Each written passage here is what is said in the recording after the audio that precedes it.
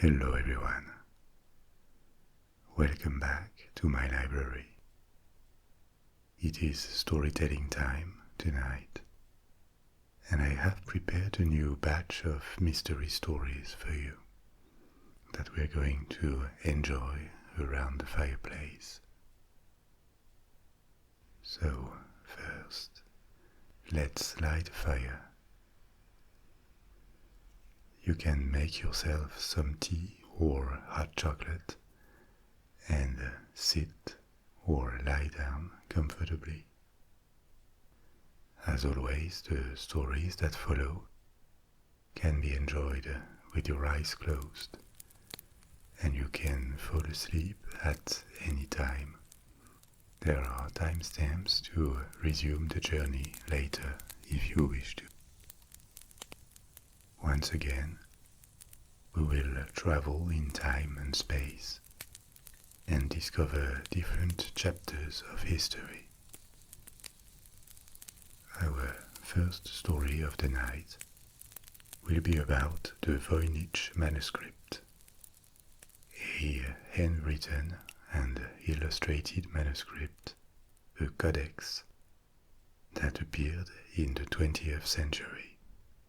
It was written on 15th century pages, possibly in Italy, in an unknown language that has never been deciphered.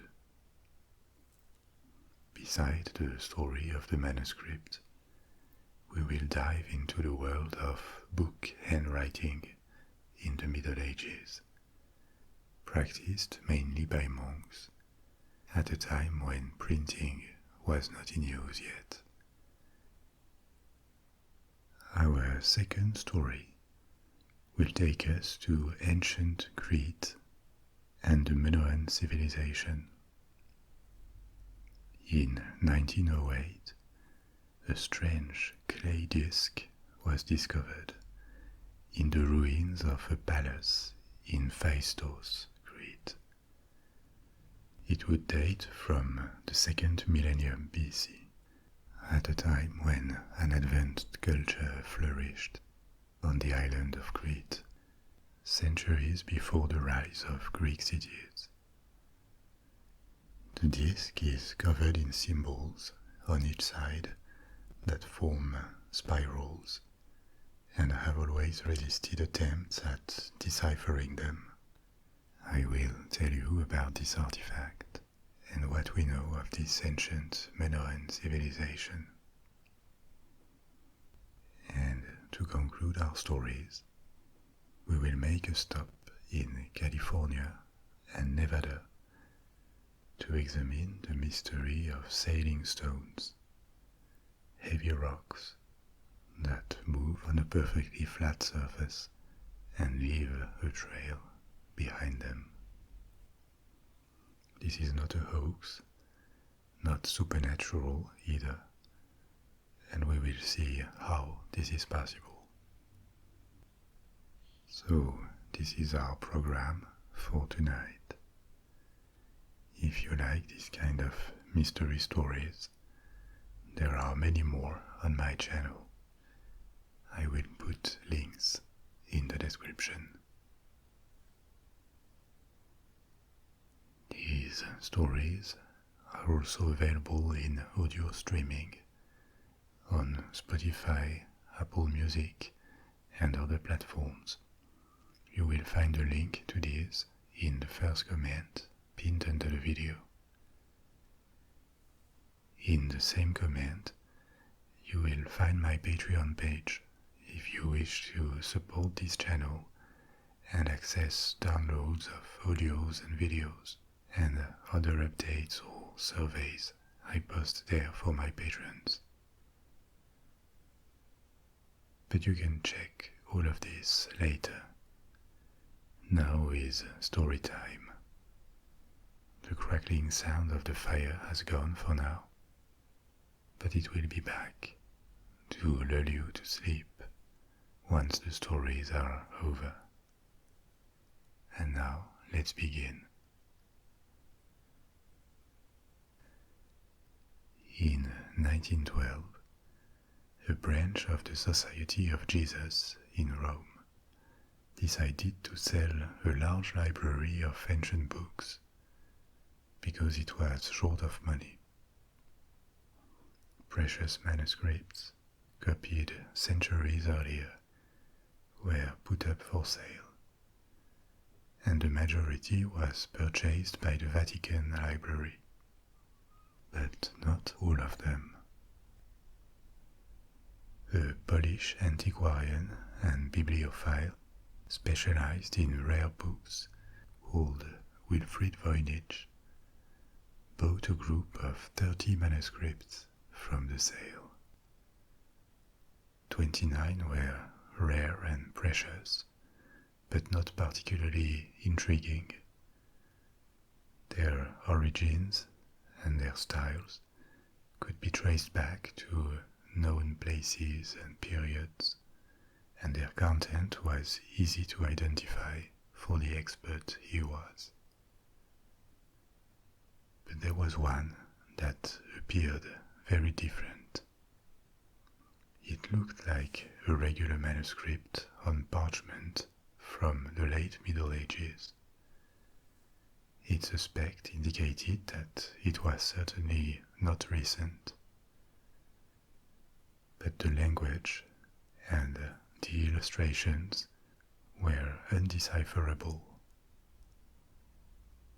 The manuscript contained what looked like sentences made of unknown words written in an unidentified alphabet.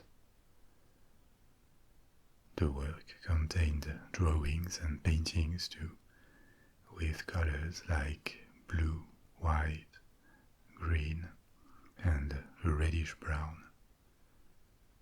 The illustrations included plants, diagrams that were suggestive of astronomy or astrology, women bathing in pools or tubs apparently connected by a network of pipes. This document was so odd that Voynich spent a long time trying to make sense of it and find out where it came from, but without success.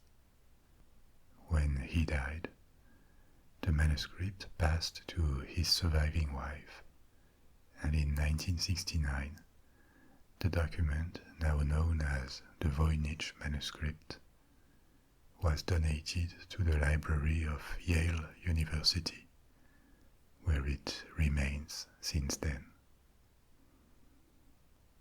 Many attempts have taken place at studying it, to decipher it, date it, and determine if it was a coded document, the creation of an unknown crazy copyist, or maybe the only remain of a larger body of work that would have disappeared, or maybe just a hoax. More than a century after it was purchased by Voynich, the manuscript has given a few elements, and there are hypotheses, but it is still coated in mystery. Before we come back to it, let's take a look at what medieval manuscripts actually are, and the generations of copyists that made them for more than 1,000 years.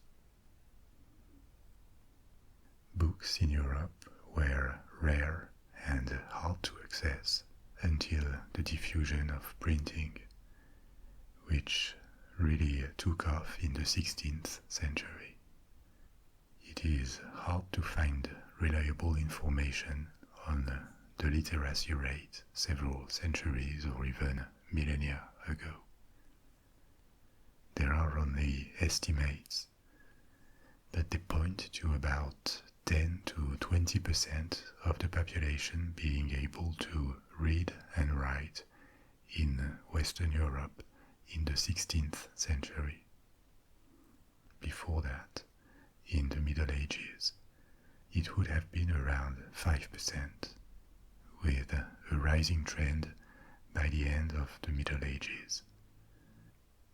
The main centers of knowledge in a written form in medieval times became monasteries for several reasons. First, by default, because in the decades following the disaggregation of the Western Roman Empire, cities shrank. There was a literal urban collapse, and cities used to be the place where schools, libraries, administrations were located.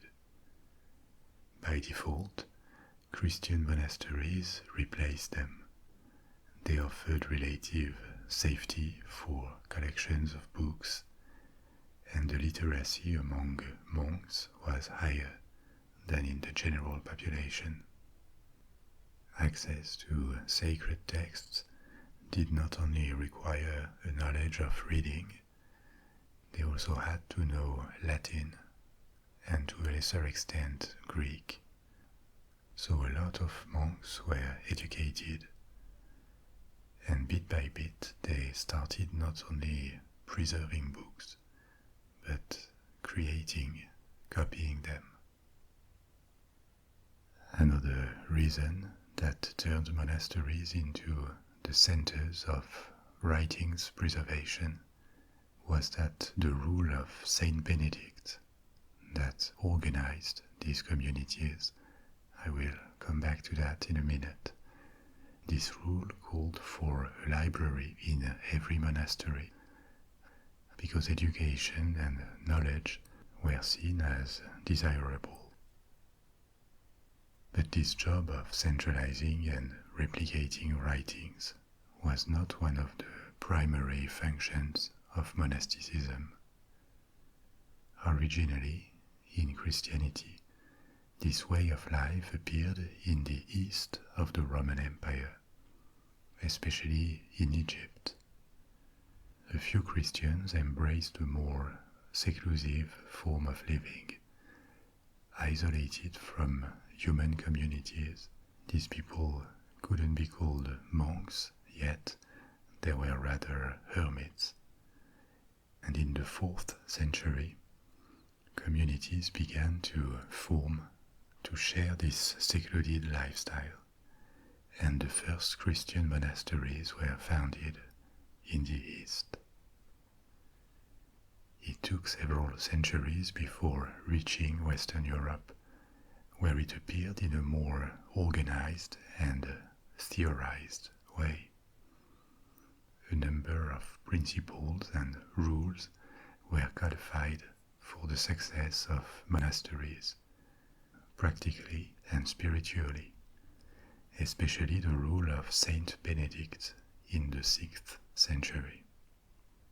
Then, over time, during the Middle Ages, other rules, different obediences appeared as monasticism developed across Europe.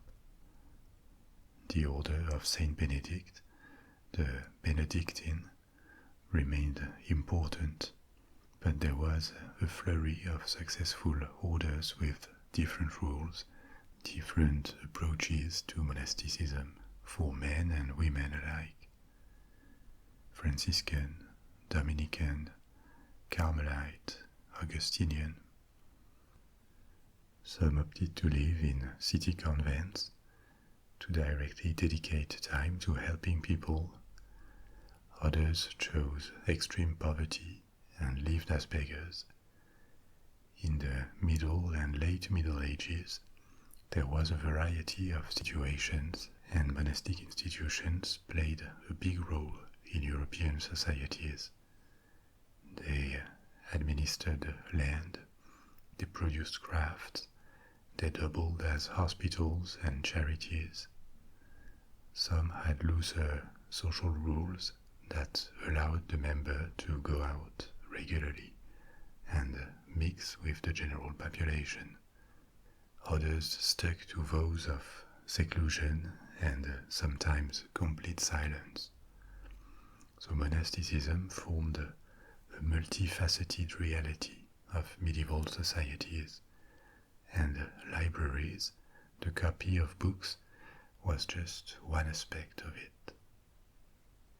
Now, as you know, Christianity is not the only religion that inspired monastic life. Buddhism and Hinduism also have monks. The traditions are very different, but what they all have in common is the choice to renounce worldly pursuits, to devote themselves to spiritual work, and sometimes, in addition, to the care of other communities. Other religions are more critical of this way of life. It is not practiced in Islam. It is also very marginal in modern Judaism. And when it comes to Christianity, it has remained important only in Catholicism and Orthodoxy. Protestantism, in all its branches, doesn't really have an established monastic tradition. Actually, when the Reformation started, it was for a part a reaction against greed and corruption in Roman Catholicism. Martin Luther was a monk himself. He lived for several years in St. Augustine's monastery in Erfurt, Germany, which many theologians and historians consider as the cradle of Reformation. When Protestantism condemned the excesses of Roman Catholicism in the 16th century, it was not just about the popes and high-ranking dignitaries of the church. Many abbeys and convents had accumulated an actual fortune. This was regarded as a mockery of their original calling, living in poverty or simplicity to dedicate their existence to spiritual work and the care of people in need. Also, there is nothing in the scriptures about monasticism. It is an ancient tradition that was accepted into the Catholic Church and came to play a major role, especially in the Middle Ages. But for Protestants who wanted to come back to the roots of Christianity, to the texts, there was not much in there to support monasticism. So, from the start of Protestantism, it was regarded suspiciously or not given much consideration in the Protestant traditions. But this was a tangent, so let's return to the production of book copies in the 6th century. That is to say, still the beginning of the Middle Ages, that are sometimes called the Dark Ages, the centuries that followed the fall of the Western Roman Empire, and with it a decrease in the population, in security, even more in urban centers, and the loss of techniques and know-how that were alive and well in the late antiquity.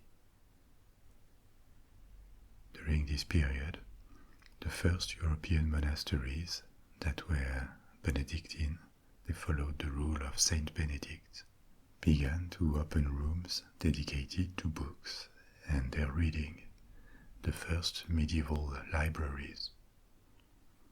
A specialized librarian received the responsibility to look after them, supervise who could access them, and more who could copy them. This activity of copy soon had a dedicated room called the scriptorium. In the early Middle Ages, this was the safest possible location for books. Monasteries were often built in stone, at a time when most constructions were of wood or adobe, so books were relatively safe from fires. In the 8th and 9th centuries, many monasteries were raided by the Vikings in particular, and their libraries were lost. But still, At the time, castles were still small and made of wood and even more exposed, so the loss of manuscripts would have certainly been worse without monasteries. As the Middle Ages advanced, kings and aristocrats began to create personal libraries, often ordering their books from monasteries. But it is not before the 15th, 16th centuries, so the very end of the Middle Ages, and after a millennium, that religious communities were overtaken by universities and private libraries in their role of keepers of knowledge. The Voynich Manuscript, or more precisely the material it is written on, was dated from the early 15th century. That is to say, towards the end of the Middle Ages, at a time when handwriting was still very much the way of producing books. I also told you it was written on parchment, not paper. What is this? The material of choice all along the Middle Ages to copy books was not paper but animal skin, a tradition that dated from the antiquity. The Greeks and the Romans used essentially two materials to write on flexible surfaces, parchment and papyrus. Papyrus was an Egyptian invention, and in the Mediterranean antiquity, Egypt was the main producing center of papyrus. It was exported all across the Roman Empire. There were different qualities of papyrus. It could be very expensive, but it was still cheaper and easier to produce than parchment. Paper was invented in China, and the invention traveled outside China, but very slowly.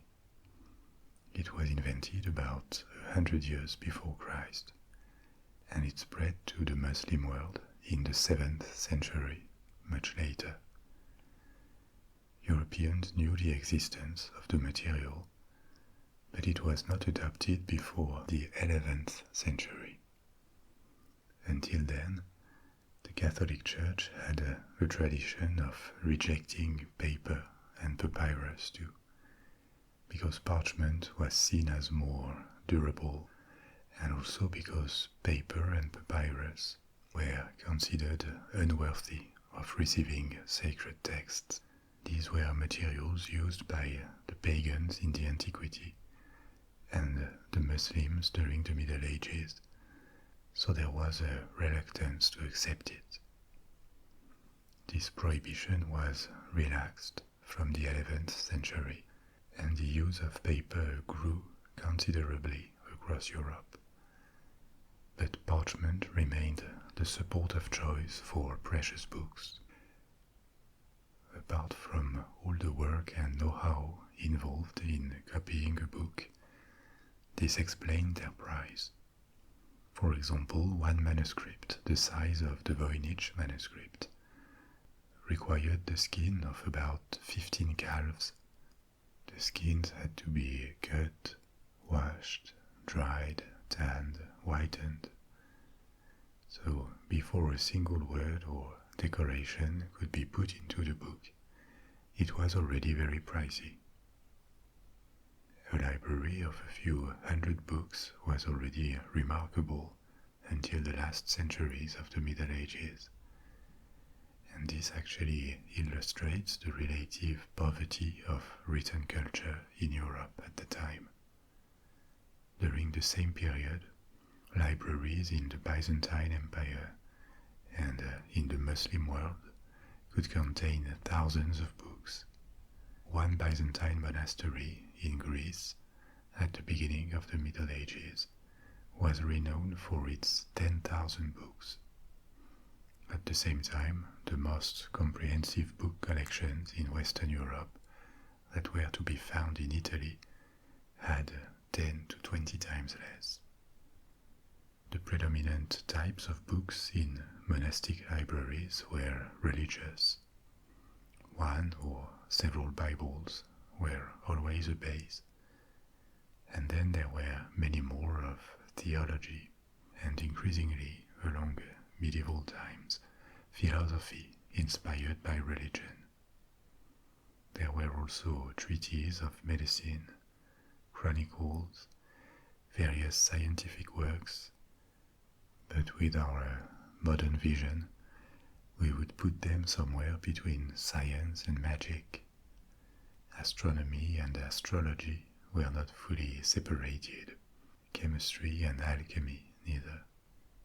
Apart from Latin, that was the main language, Greek was also important, especially in scientific treatises that dated back from classical Greece, or even the times of the Roman Republic and Empire, because even after Rome annexed Greece, Greek remained the language of choice for scientific writing, and in the east of the Roman Empire, it was more prevalent than Latin. So typically a well-educated scholar of the Middle Ages would learn Greek on top of Latin to be able to understand the documents in Greek that were present in libraries. The way books were copied was not just by resident monks dedicating hours to copy in the scriptorium of their monastery. Sometimes books were copied by traveling monks and scholars. They would travel from monastery to monastery for a particular research and ask for the right to stay and study the books, which would typically be granted. Obviously, they couldn't take the books away, so at times they would make a copy that they could bring back to their own monastery, and it took a long time. Not more than a few pages were copied in a day at most, so it took weeks or months to complete a copy. And even more to make the most precious kind of books, illuminated manuscripts. The term illuminated comes from the use of gold and silver to illuminate the text and accompanying illustrations. It has stayed mainly for European manuscripts of the Middle Ages, even though this practice existed in pre-Christian times and was also used by Muslim artisans to decorate their manuscripts. For most of the Middle Ages, these extraordinarily precious books were produced exclusively by monks. Sometimes it was for the library of their monasteries, but increasingly it became orders from kings, archbishops for the treasure of their cathedral, or very wealthy nobles. By the end of medieval times, the popularity of illuminated manuscripts among the few who could afford them turned them into commercial products, and secular bookmakers began to enter this trade. The most popular type was the Book of Hours, which was a religious book with prayers to be said at certain times throughout the day. Many of these books of hours have survived because many were made by the last 2 centuries of the Middle Ages. A famous example is called Les Très Riches Heures du Duc de Berry, literally the very rich hours of the Duke of Berry, which was created at the beginning of the 15th century. It is a very high luxury work, with text and vivid illustrations painted in gold, silver, lapis lazuli. It was made by secular artisans from the Low Countries, and because it was a very pricey work, it was handwritten and painted on parchment, specifically on vellum, which is parchment made of calf skin, the most precious kind. And this brings us back to the Voynich Manuscript, which is written on vellum. The material was dated with carbon-14, and it revealed that it was from the early 15th century, so contemporary to the very rich hours of the Duke of Berry I just talked about. The age of the pages themselves does not entirely eliminate the possibility that the manuscript could be a forgery made after the Middle Ages, possibly by Voynich himself.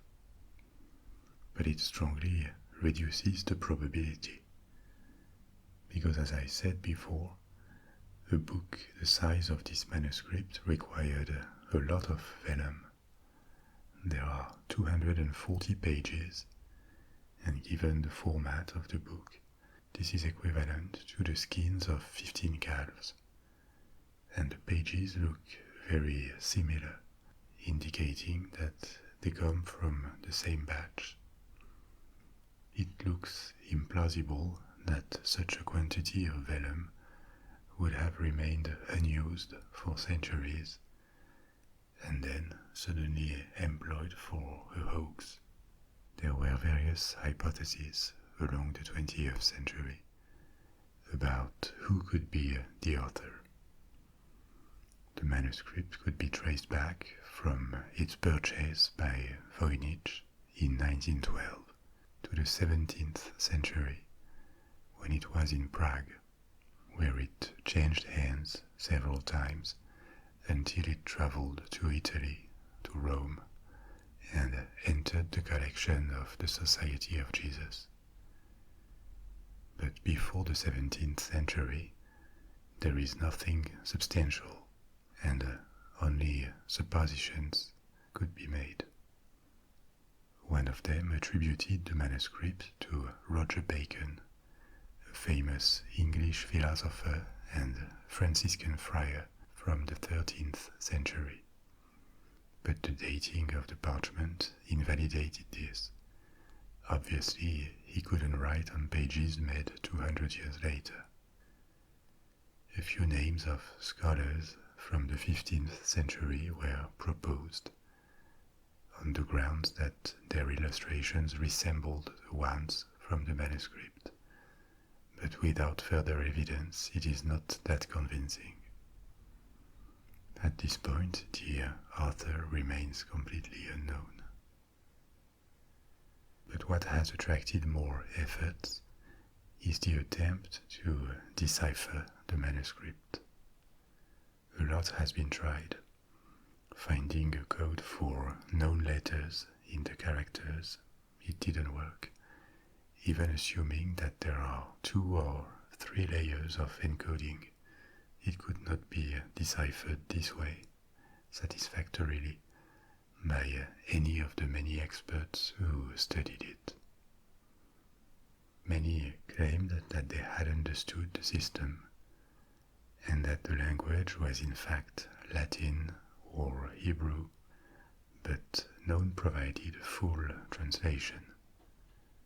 And most of these claims were severely criticized by their peers or by experts of medieval manuscripts. And yet, the groups of characters that seem to form words do not seem random. The same 24 or 25 characters keep coming back, and like in a real language, some characters never follow others. Some can be doubled or tripled, but others never are. And at the same time, a weird thing is that some signs only appear at the beginning or at the end of what resemble words in the manuscript, which is a characteristic no European language has. The study of the distribution of signs and their correlation suggested that the language of the manuscript, if there is one, would be closer to Mandarin Chinese than any European language, but still, attempts at deciphering it in any known language have failed so far. So the core of the mystery remains intact, and we are left with only hypotheses that all look unlikely. A lost language would be hard to imagine. There is a wealth of written documents, chronicles, testimonies from the 15th century. Imagining that a language could have mysteriously existed without leaving any other trace than this particular book is very hard.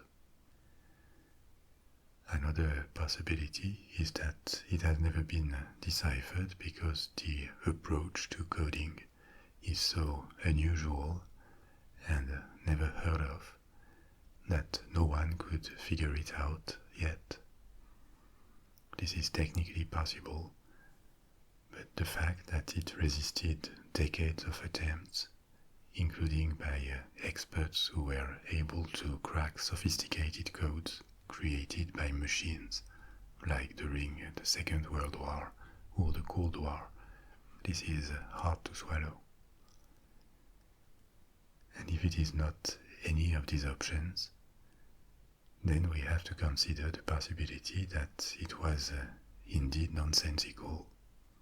For unknown reasons, someone in the 15th century or a bit later would have covered more than 200 pages with drawings resembling writings, probably after inventing a kind of alphabet and random rules that determine the positioning of signs to make them look like systematic, like a language.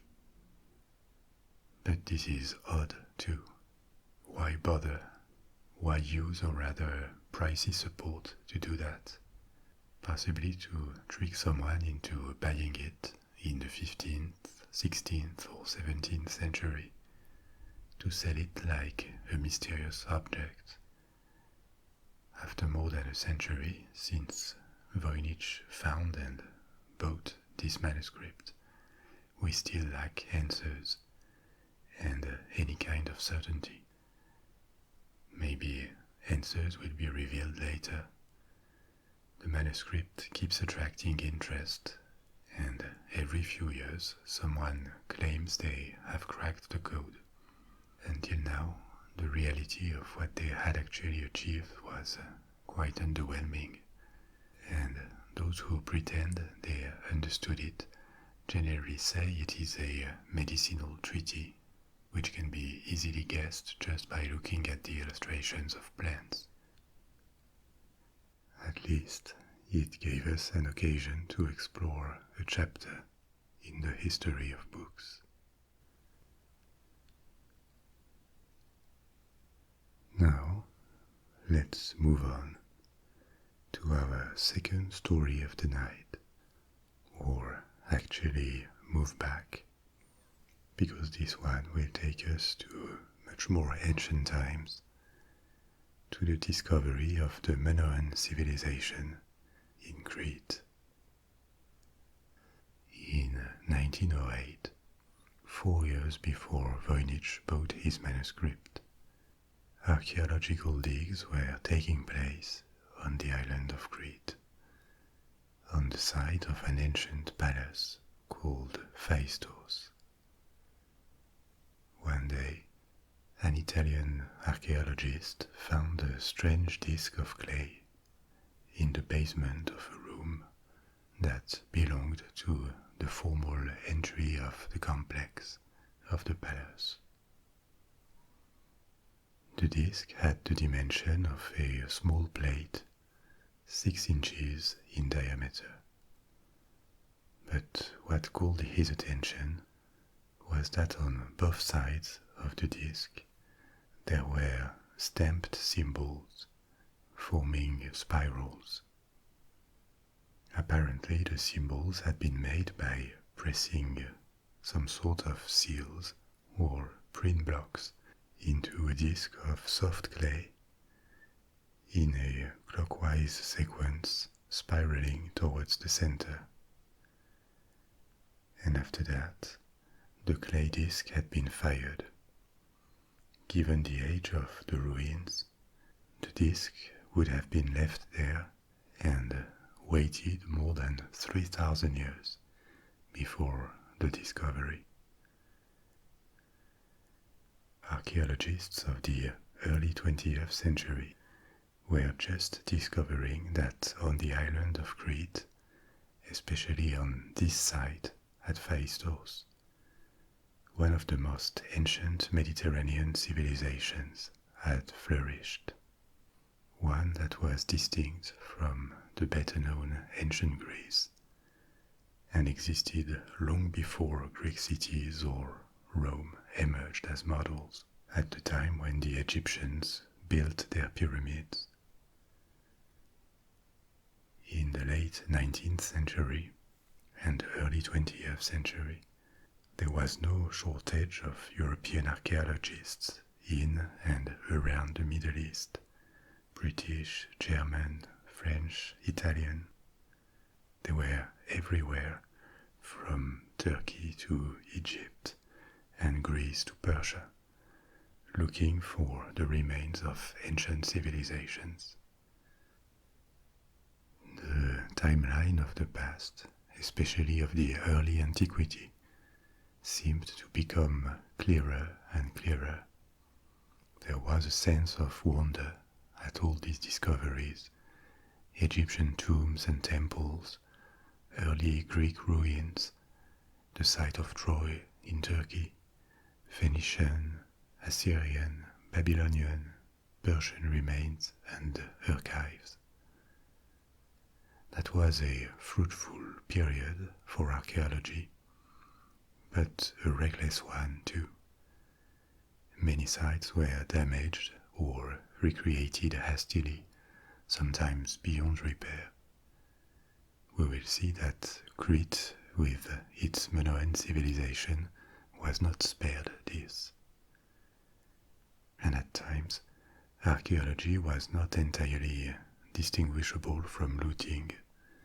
Many artifacts disappeared and ended up in the hands of private collectors who were not too curious about the origins of what they bought.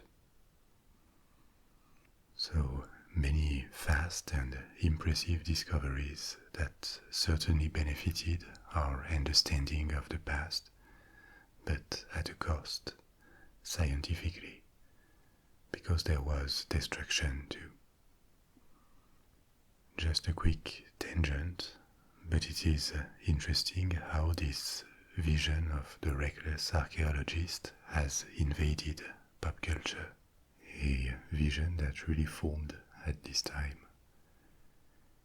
If you take the Indiana Jones movies, or even more The Mummy or Tomb Raider, a constant of these movies is the destruction of ancient ruins that have waited for thousands of years just to be destroyed in 5 minutes.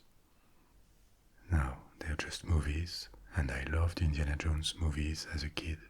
I still do. And I won't be the killjoy that criticizes stories shot in a studio.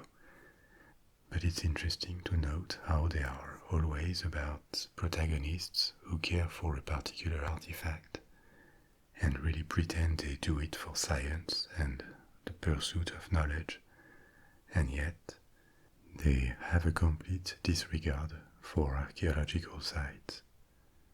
They destroy them enthusiastically. They don't feel bad at all about it, and everything is about getting a trophy, an artifact that symbolizes a goal. There is not much about learning or the scientific study of archaeological remains themselves. They systematically replace actual archaeology with a treasure hunt. This being said, they are very fun. I would love more of these movies, but let's recognize that they are a bit absurd at the same time. Now let's go back to Crete and what we know of the Minoan civilization. Its name first. It was discovered at the beginning of the 20th century by a British archaeologist, Arthur Evans. He coined the name Minoan after Greek mythology because he identified the most important site in Crete, Knossos, with the palace of legendary King Minos from Greek Athenian mythology. In Athenian mythology, Minos was a son of Zeus. He governed Crete, he was the king of Crete. And regularly, the Athenians had to send 12 youths to Crete to be sacrificed to his cursed son, the Minotaur, that lived at the center of the labyrinth. Evans was perfectly aware that Minos may not have existed at all, or that he may be a generic name put on a character inspired by various kings. But because Crete had belonged to the Greek world, and is still a part of modern Greece, it made sense and the name Minoan civilization stayed. The most notable remains of this civilization are large and elaborate palaces. They could be up to 4 stories high. They were decorated with frescoes, and their conception looks very ingenious, with elaborate plumbing systems, for example. The largest and most famous of these palaces is that of Knossos, followed by Phaistos, where the disc was discovered. But the Minoan were not limited to Crete. Their influence spread to other islands in the Aegean Sea, and they knew other lands east and west of Crete. They had at least trade connections to ancient Egypt during the Old Kingdom and the Levant. Nowadays, Crete looks rather rocky and dry, but it seems it was not always like that. Several thousand years ago, a large part of it was covered by a primal forest, and over time the island was deforested, especially to build ships. By the end of the Middle Ages, thousands of years after the Minoan civilization was gone, the island was a possession of Venice, and at the time it seems there were still residual forests on it. But they were cut to the last tree several centuries ago. Between forests, the sea nearby, and resources in metal especially, Crete offered a favorable environment to the development of human communities and technical progress. The Bronze Age began very early in Crete, in the 4th millennium BC. This is one of the places around the world where it first began, maybe shortly after Sumer in Mesopotamia, but long before all of Europe or even China. In the late 3rd millennium BC, several centers of handiwork or trade existed based on archaeological discoveries, and there were probably different clans or entities that coexisted on the island, sharing a similar culture and maybe a similar language. It is believed that these evolved into monarchies, and the sovereigns of these small but probably prosperous states began to build their palaces.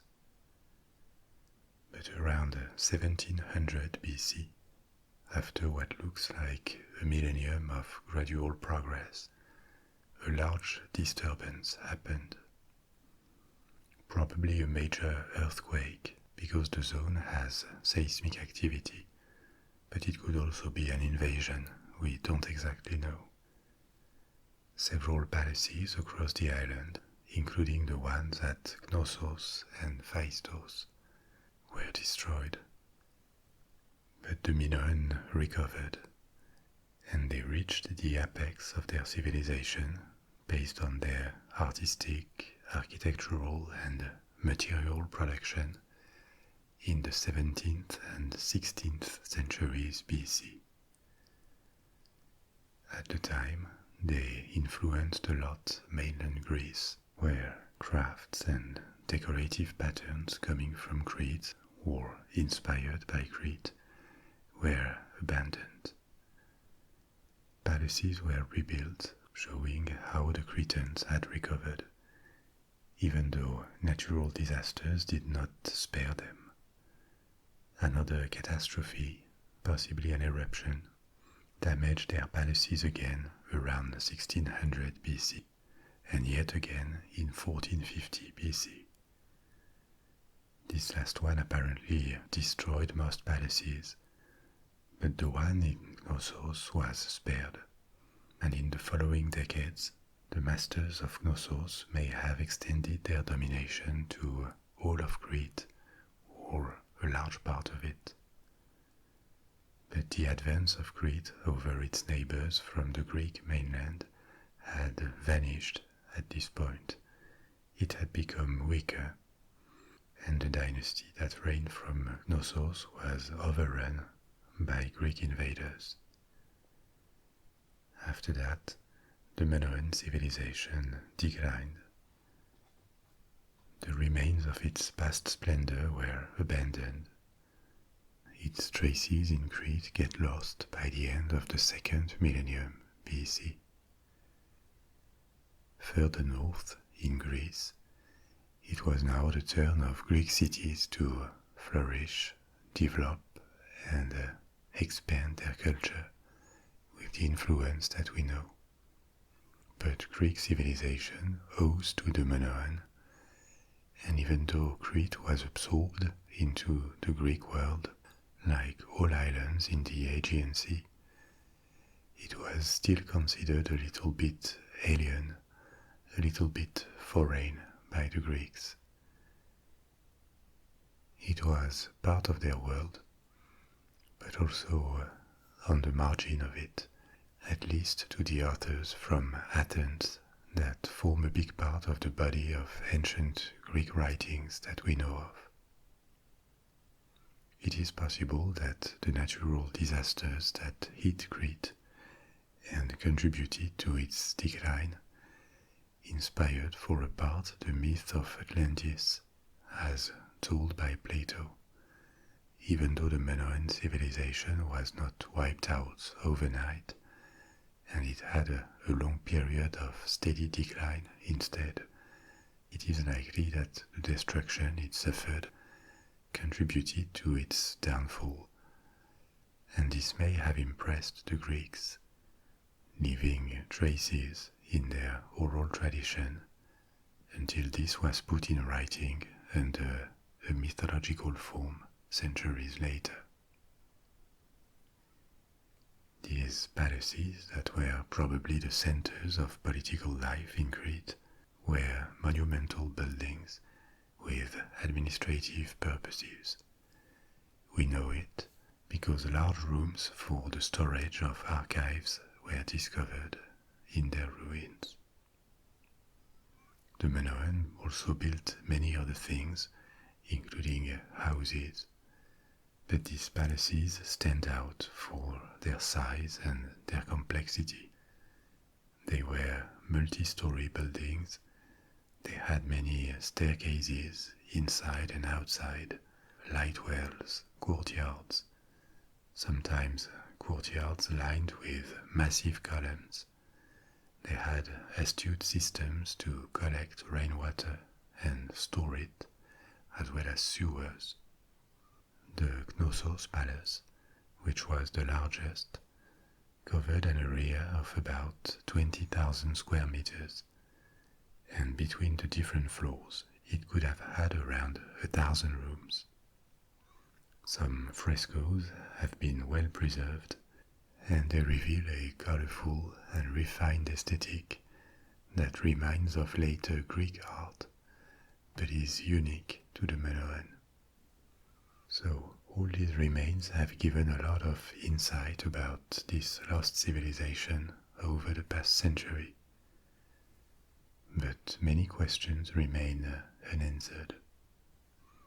We don't exactly know what their states were like, how they worked. Their religion and their society are also little known, and even their language, which brings us back to the Phaistos Disc. Minoan is an unclassified language. They seem to have had several scripts that served for their language, or maybe they had several of these languages on the island. But as of today, most of their writings are still undeciphered.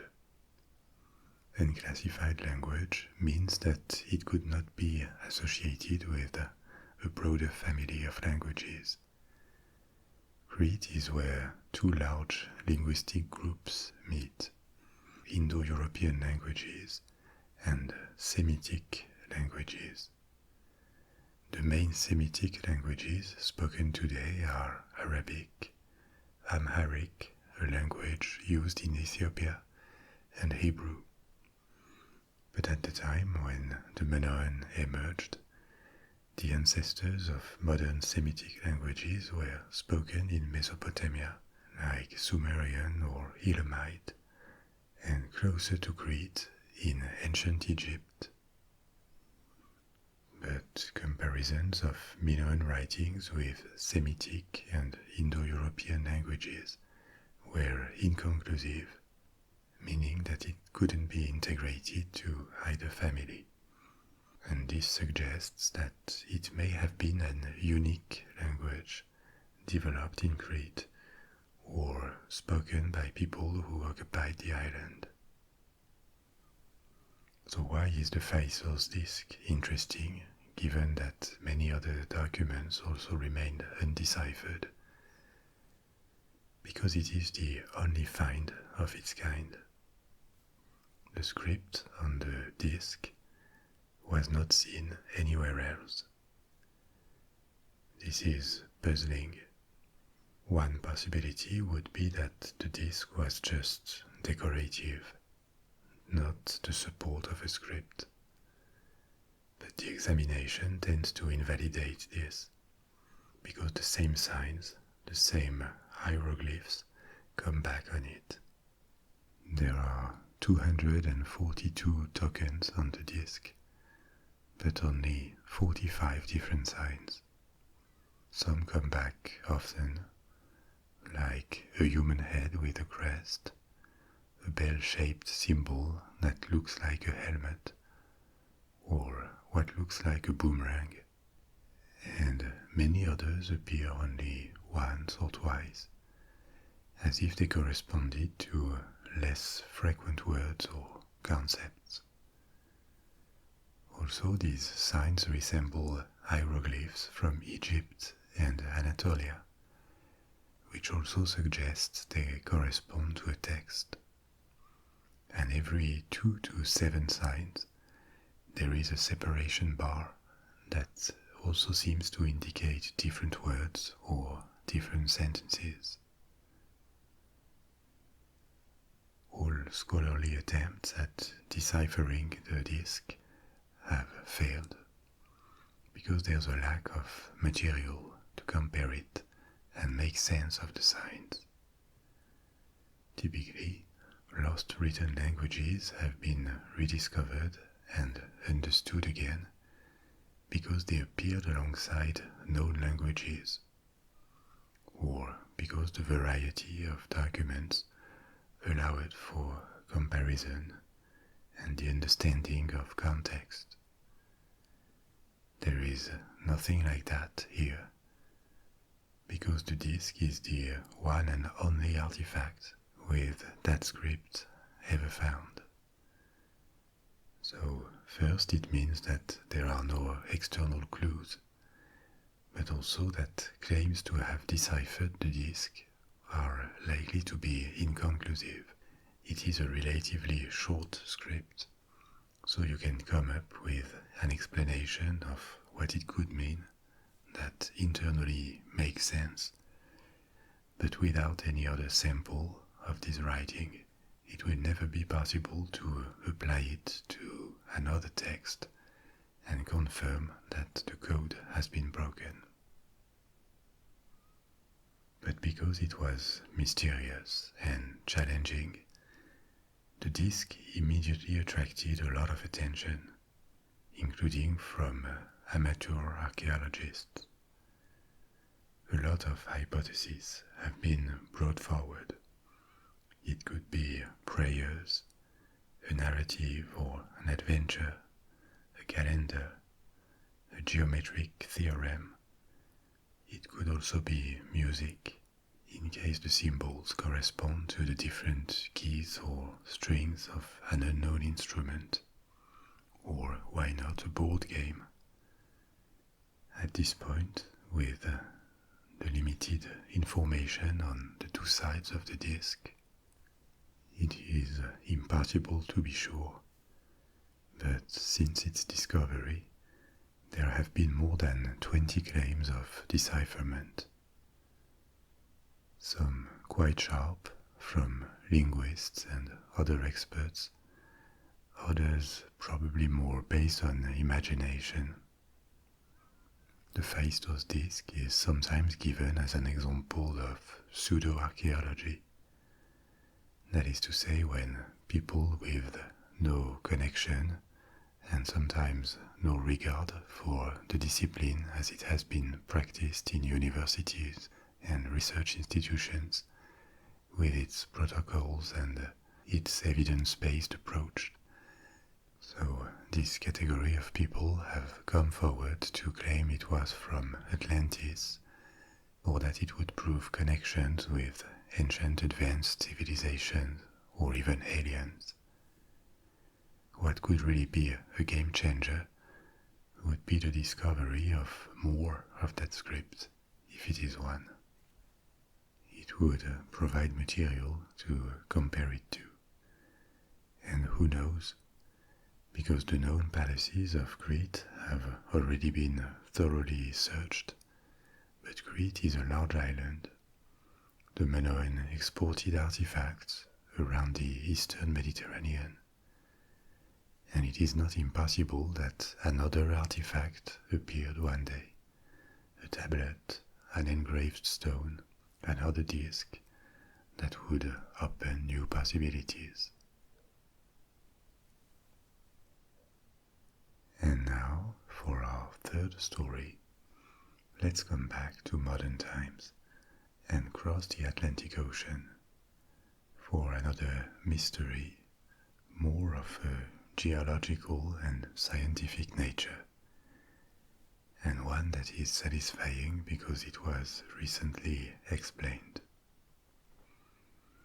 Imagine rocks that can travel with no human or animal or even vegetal intervention and leave tracks behind them.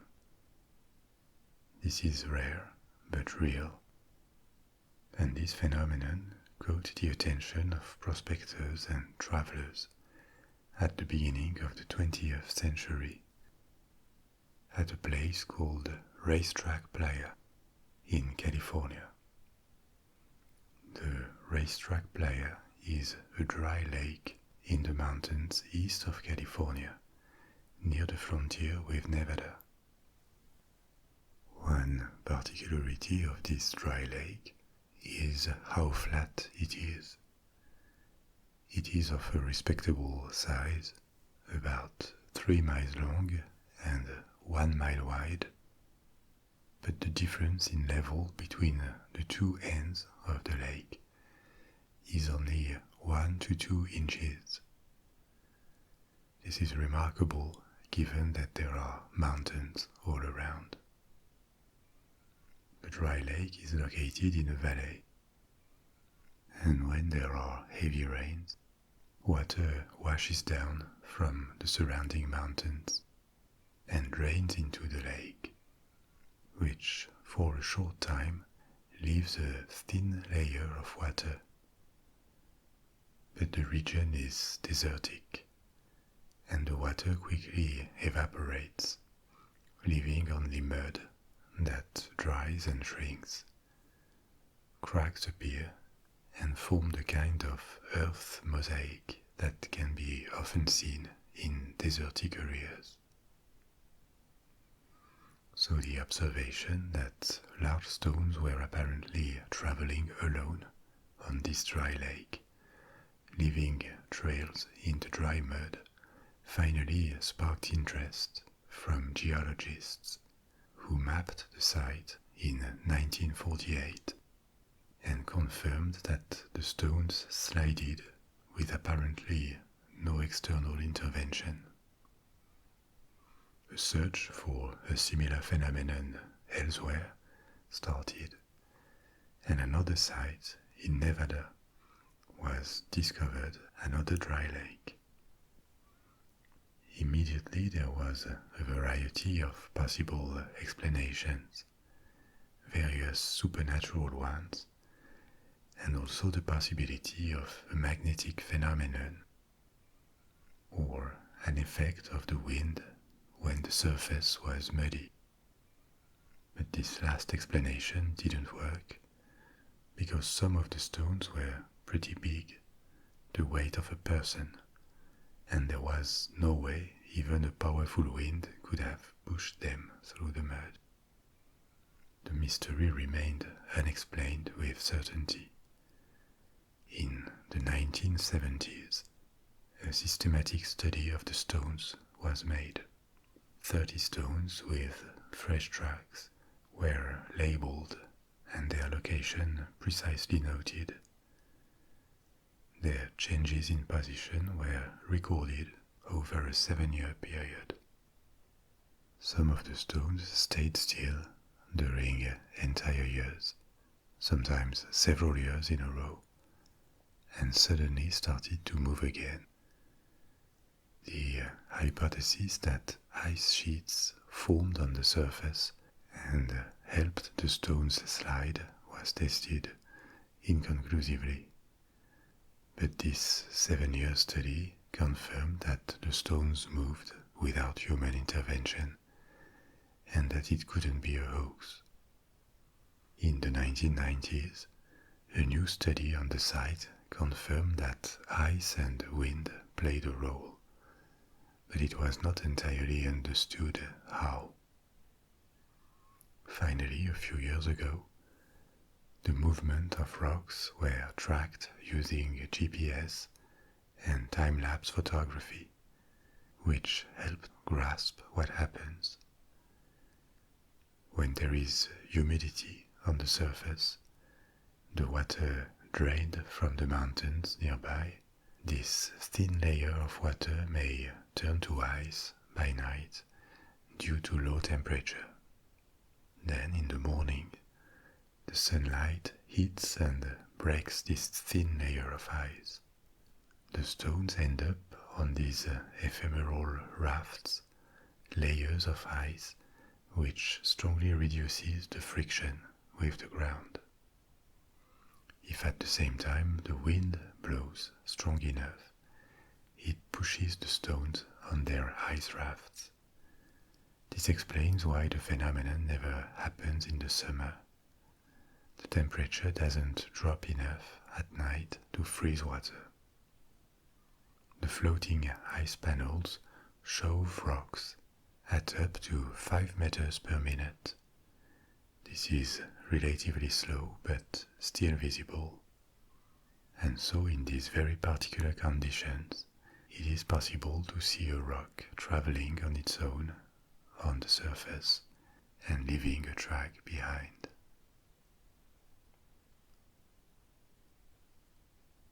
This is the end of our journey for tonight, and you can now let go and fall asleep if you feel like it. The sound of the fireplace will accompany you for a little while. or if you prefer, you can pick another story from my library. Sleep well, sweet dreams, and speak to you soon. Au revoir.